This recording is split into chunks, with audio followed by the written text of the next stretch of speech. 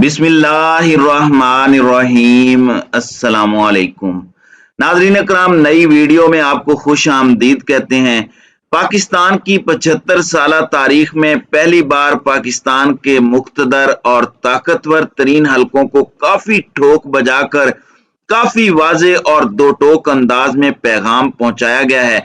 आज इमरान खान ने पाकिस्तान में मार्शाल्लाह के ताबूत को हमेशा के लिए समंदर गर्क कर दिया है और अब ऐसा लग रहा है कि अगर कुछ चीजें इस तरफ को गईं जिस तरफ को पाकिस्तान के मफाद में नहीं है, जिस तरफ पाकिस्तानी कौम इन्हें जाता हुआ नहीं देखना चाहती, तो फिर बहुत जल्द तुर्की जैसे हालात होंगे। बहुत ही खुसूसी एक क्लिप भी मैं आपके सामने चलाऊंगा जो बड़ा वाजे है और जिसने बहुत से हलकों को एक जानिब हिलाकर तो रख दिया है, लेकिन ये मुस्तकबिल की एक बड़ी वाजे, साफ और शफाफ तस्वीर है जो इस वक्त सामने आ चुकी है। जबकि एमक्यूएम इस हद तक परेशान हो चुकी है और बाप ने जबरदस्ती शादी तो करवा दी, लेकिन लड़का एक तो नाअहल था, लड़का ख्याल नहीं रखता, ऊपर से बाप ने जबरदस्ती शादी करा दी और लड़की रो रही है, एहतजाज कर रही है। और अब इस हद तक उसकी फ्रस्ट्रेशन बढ़ गई है कि इन्होंने कहा है कि हम थूकते भी नहीं है, लानत भेजते हैं हम इस हुकूमत पर, और इस तरह की बातें की हैं फ्लोर ऑफ द हाउस खड़े होकर। इस हवाले से भी कुछ डिटेल्स हैं कि असल कहानी इसके पीछे क्या है और इस वक्त पॉसिबिलिटीज क्या हो सकती हैं। इनसे ही आगाज कर लेते हैं, खान साहब के पैगाम पर बाद में बात करेंगे। नाज़रीन इकराम, अगर हम पिछले 3 से 4 दिन की डेवलपमेंट्स को देखें तो बहुत ज्यादा इंपॉर्टेंट भी हैं और बहुत तेजी से चीजें सामने आ रही हैं। एक तरफ तो इत्तेहादी फ्रस्ट्रेटेड हो चुके हैं जो कि इस वक्त ना हुकूमत के मजे ले रहे हैं और अपनी सियासत का भी बेड़ा गर्क कर रहे हैं। आजाद उम्मीदवार भी अपनी सियासत को खराब होता देखकर भूटानी साहब भी बोल पड़े हैं, एमक्यूएम बोल पड़ी है, जेयूआई बोल रही है, एएमपी इस वक्त सीख पा है, सारे खुल के सामने आ रहे हैं। तो अब ऐसा लग रहा है कि अचानक इत्तेहादियों की नाराजगी की कई एक वजूहात हो सकती हैं, ये सिर्फ एक वजह नहीं है। इसको हम एनालाइज कर लेते हैं ताकि समझने में आसानी हो जाए।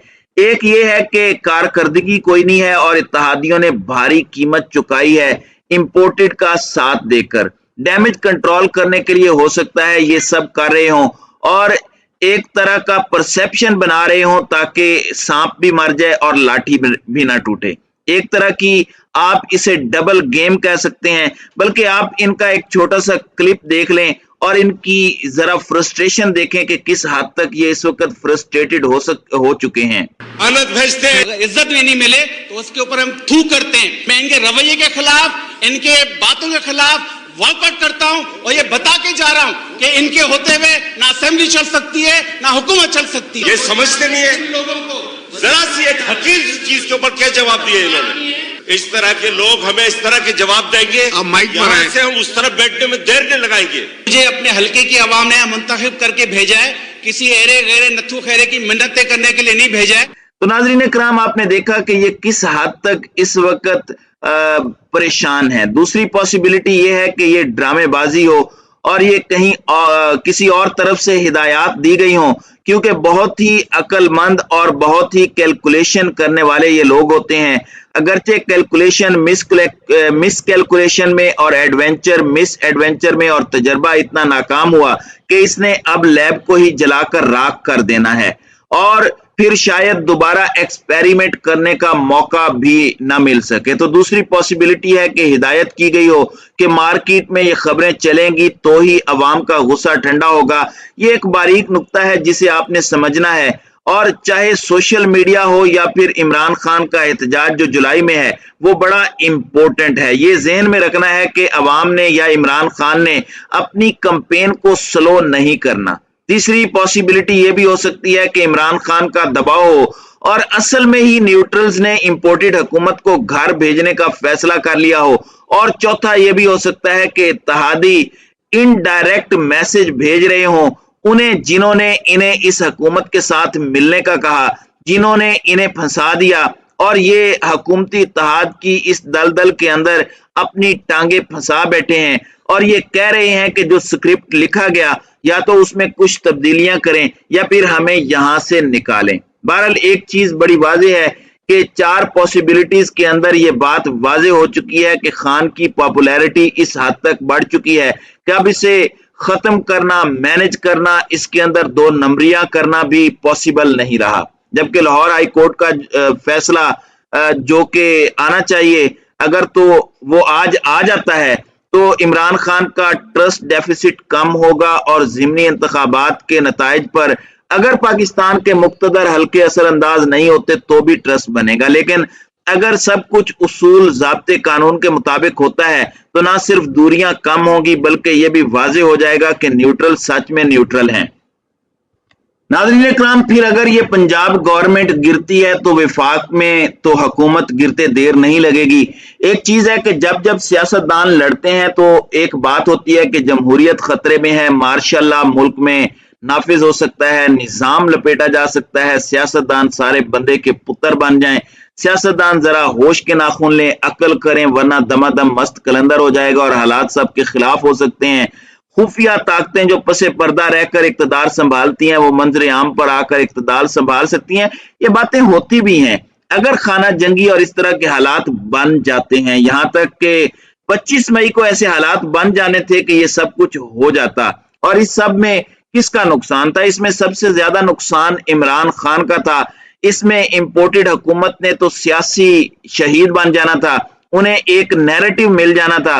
خان جسے نظر آ رہا تھا کہ پوری قوم میرے ساتھ ہے، وہ کیوں اس نظام کو لپیٹنے جائے گا؟ وہ کیوں مقتدر حلقوں کے ساتھ لڑنا چاہے گا جب اسے پتا ہو کہ مقتدر حلقے بھی پاکستان کی بقا کے لیے بہت ضروری ہیں؟ تو اب جو کہا جا رہا تھا کہ جمہوریت خطرے میں ہے، اس پر آج ایک بہت واضح اور 2 ٹوک پیغام آیا ہے، اور وہ بھی اس قوم کی طرف سے. یہ وہ قوم ہے، اگر ہم اپنی تاریخ دیکھیں تو جب مارشل لا آیا ہے تو ہم نے اسے خوش آمدید کہا. ہم نے جب حکومتیں گئیں تو اس وقت مٹھائیاں بھی تقسیم کی، کھلے دل سے ویلکم بھی کیا. لوگ پوچھتے ہیں کہ پاکستان میں یہ ترکی والے حالات کیوں نہیں ہوتے جب مارشل لا لگتا ہے؟ لوگ ٹینکوں کے سامنے کیوں نہیں لیٹتے؟ ہمیں اپنی فوج سے محبت ہے مگر فوج کو سیاست میں نہیں آنا چاہیے، ایکسٹینشن نہیں ہونی چاہیے، مارشل لا نہیں لگنا چاہیے. اس سے ادارے کی ساکھ متاثر ہوتی ہے، فوج پر سوالات کھڑے ہوتے ہیں. ہمارے دفاع کی پہلی اور آخری لائن ہماری فوج ہی ہے اور وہ رہے گی، اور ہمارے جوان ہمارا دفاع کرتے رہیں گے. پھر نواز شریف یا ایسے لوگوں کی خاطر کون ٹینکوں کے آگے لیٹتا؟ اردگان جیسا کوئی آتا تو ہی یہ منظر سامنے آتا. اب یہ ذرا کلپ سنیں اور دیکھیں کہ عوام کا مزاج بدل چکا ہے، اور پہلی مرتبہ ایسا لگ رہا ہے کہ 75 سال میں پہلی دفعہ مقتدر حلقوں کو اور ان پس پردہ قوتوں کو ٹھوک بجا کر ایک واضح پیغام دیا گیا ہے. پریڈ گراؤنڈ کے اندر ثابت کریں گے کہ پاکستان ایک زندہ قوم ہے. ایک قوم ٹینکوں کے آگے بھی لیٹ جائیں گے، حکم کریں آپ. اس کی ضرورت نہیں ہے، ابھی کوئی ضرورت نہیں ہے.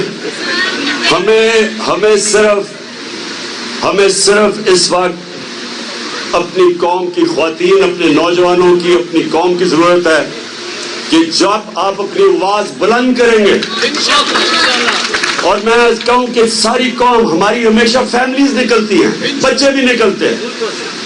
تو آپ نے خان صاحب کی گفتگو کو سنا. ایک جوان بولا کہ ضرورت پڑی تو ہم ٹینکوں کے آگے بھی لیٹیں گے، اور خان صاحب نے کہا کہ ضرورت نہیں ہے ابھی. ایک تو اس ابھی پر غور کریں، لیکن اگر کچھ ہوتا ہے تو یہ بھی کر کے دیکھ لیں گے. عمران خان اس وقت ایسا لگ رہا ہے کہ پاکستانی قوم کی ایک سرخ لکیر بن چکا ہے، جس کے ساتھ چھیڑخانی کی گئی تو معاملات ہاتھ سے نکل جائیں گے. سوشل میڈیا پر عوام کی آواز اس بات کی غماز ہے کہ یہ معاملہ اب بڑا مختلف بن چکا ہے. عمران خان اس وقت اس قوم کو جگا چکا ہے، تاریخ بدل چکا ہے. طاقتوروں کو عوامی کٹہرے میں اس نے لا کھڑا کیا ہے. بغیر کچھ بولے عمران خان نے سب کچھ کہہ دیا ہے، اور بیرونی محاذ پر امریکہ اور تمام دوسرے آقاؤں کے منصوبوں کو بری طرح بے نقاب کر دیا ہے، اور ان کو پوری دنیا میں ذلیل و رسوا کر دیا ہے. آج نہیں تو کل باجوہ اینڈ ایڈمنسٹریشن پر کتابیں لکھی جائیں گی تو یہ سب ایکسپوز ہوں گے. تو عوام کا اس وقت کا مزاج بدل چکا ہے. خان کے سامنے اس طرح کھڑے ہو کر بات کرنا ایک انڈیکیٹر ہے، یہ ایک ٹریلر ہے جسے سمجھنا بہت ضروری ہے. ناظرین اکرام، آپ کی اس ویڈیو کے حوالے سے کیا رائے ہے آپ اپنی رائے کا اظہار کامنٹ سیکشن میں ضرور کیجیے.